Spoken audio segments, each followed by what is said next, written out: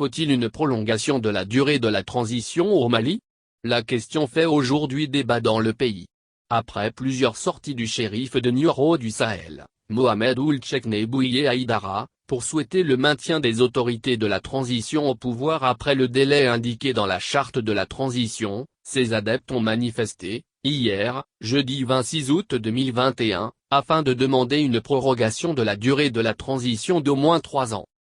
Le shérif demande une prolongation de la transition. Voilà pourquoi nous avons manifesté aujourd'hui pour appuyer cette doléance. C'est pour le bien du Mali, a déclaré Moussa Traoré, un manifestant brandissant fièrement une banderole portant le message suivant, plus de temps à la transition, plus 3 ans.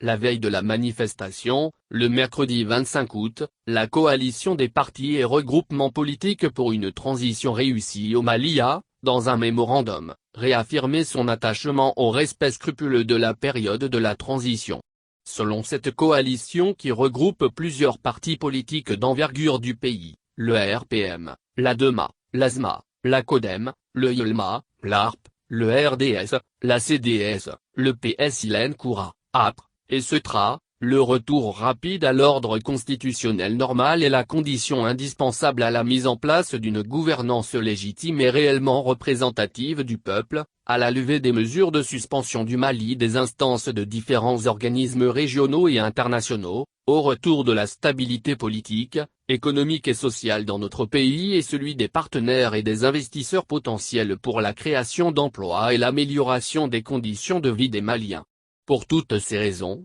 ajoute la coalition, le respect scrupuleux de la période de la transition ainsi que la date retenue pour les prochaines élections générales, présidentielles et législatives, du 27 février 2022, devient obligatoire.